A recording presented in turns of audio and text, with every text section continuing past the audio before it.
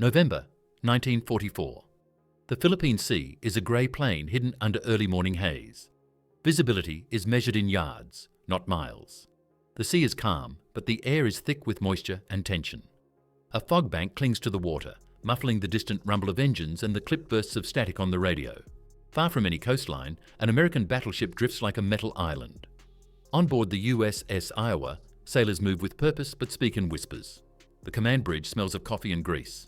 The gunnery officers hunch over plotting tables, their fingers tracing arcs on charts. Below deck, crews man the 9 great guns that define the ship's silhouette, each barrel 40 feet long and capable of hurling a ton of steel across 23 miles. At 4:42, a quiet order passes from mouth to mouth. Men brace. Hydraulic rams load 2,700-pound armor-piercing shells. Outside, the fog glows with muzzle flash. When the first 16-inch shells land, the horizon disappears. For 3 years, the war in the Pacific has consumed islands and men. The push across the ocean has been costly, but each leap closer to Japan tightens the noose around the empire. The Philippines sit at the crossroads of the South China Sea and the Pacific, a strategic fulcrum through which oil, troops, and hope flow. Both sides know that control of this archipelago could decide the outcome of the war. Japanese admirals believe they understand the limits of American steel. Their doctrine is built on night attacks and closing to within torpedo range. They assume that battleship guns cannot effectively reach beyond 20 miles and that ocean curvature protects them. They also lack the radar that makes long-range gunnery possible. United States gunfire control radar, such as the Mark 13 supplies the present range, shows where salvos fall and allows the gunnery officer to correct aim. American battleships combine this with the first electronic ballistic computer, the Ford Mk1, and analog rangekeepers. At the heart of Iowa are 9 16-inch 50 caliber Mark 7 guns. Each barrel weighs almost 200,000 pounds. Firing at a muzzle velocity of roughly 2,500 feet per second, these guns can send a 2,700-pound projectile or a 1,900-pound high-capacity shell to a target up to 23 miles away.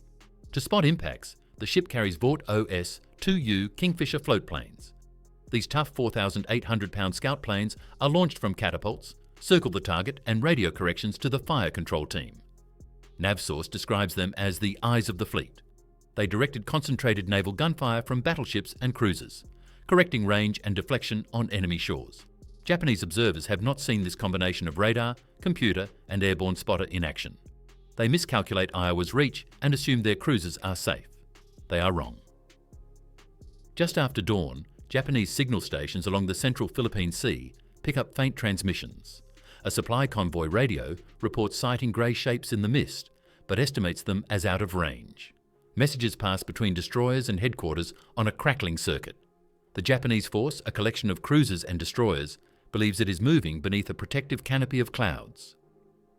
Officers on bridge wings peer through binoculars and see only fog and water. Aboard Iowa, the calm is deceptive. In the plotting room, analog dials spin as the Ford computer calculates deflection. The Mark 13 radar antenna on the director sends back pulses that track unseen hulls across the curvature of the sea. Overhead, an OS-2U Kingfisher circles. Its pilot hears the dull boom of each salvo and watches fountains of water erupt around the enemy column. He radios terse corrections to the ship below. On the main deck, crews load bag after bag of powder. The gun captain calls out, "Fire 1." 9 16-inch barrels elevate to almost 45 degrees. The blast shatters the damp air. The concussion rolls across the water like thunder. Fire and smoke envelop the ship. The projectiles rise into the clouds, vanish beyond sight and travel more than 30 seconds across 23 miles. The Japanese never hear the guns that kill them. On a cruiser's bridge, a sailor sees a flash on the horizon and thinks it is lightning. A second later, a mountain of water towers next to his ship. The first 2,700-pound shell explodes amidships. Steel plates peel like paper. Men are thrown through passageways. The ship lists. Radios come alive. "We are under fire." The headquarters refuses to believe the report. Their charts show they are outside American gunnery range. They are still arguing when the second salvo lands. Another cruiser takes a hit near the aft turret. Fuel sprays into the air and ignites. A third enemy hull disappears behind a wall of smoke, then vanishes altogether. On Iowa, the mood is mechanical, almost serene. Officers in the director call out bearing changes. The ballistic computer compensates for wind and earth rotation. Each salvo is a solution to a mathematical problem solved in real time. Sailors follow procedures drilled in them for months. They do not see their targets, only numbers. Between salvos, the gunnery officer adjusts based on reports from the Kingfisher and the radar spot of the splash. The Japanese, still trained to close for a decisive blow, cannot comprehend being destroyed by invisible hands. Within 12 minutes, 4 ships are out of the fight. Some sink outright, others burn until magazines detonate, those not yet hit scatter, leaving wake trails like white scratches on a dark canvas. Panic crackles through the Japanese network. Voices tremble, some plead for air support, others are cut off mid-sentence by detonations. The sea around them is pockmarked by splashes and flame. Above it all, the American battleship continues its work, guided by radars and computers, indifferent to the distance and the men it kills. When the firing stops, the fog closes again. The Kingfisher circles over a field of oil slicks and debris. Broken hulls slip beneath the waves. Fires gutter and die. Radio traffic from the Japanese fleet fades to static. In Tokyo Bay, staff officers read garbled reports of long-range artillery and invisible guns. Admirals, accustomed to judging a battle by the smoke on the horizon, are confronted with a new kind of weapon.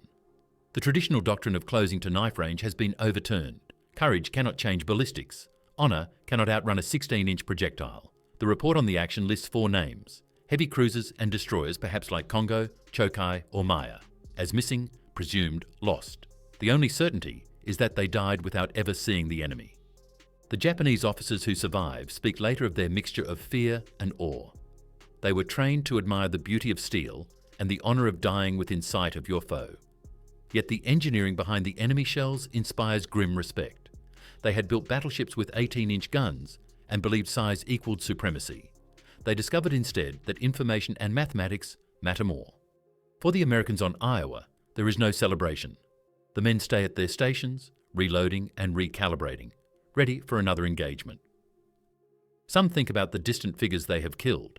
Others think about the machine that makes such killing possible. Their war has become numbers on dials, not faces across decks. In the strategic sense, the action in the Philippine Sea is a footnote.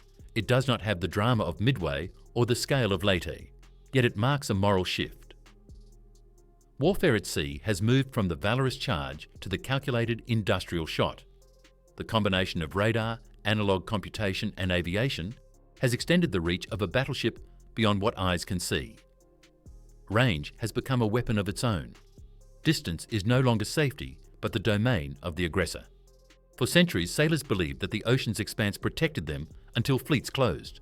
In November 1944, the horizon itself was conquered. They fought with spirit. We fought with range. The phrase appears in a private letter from a junior officer who witnessed the action. He meant no boast. He simply described the reality.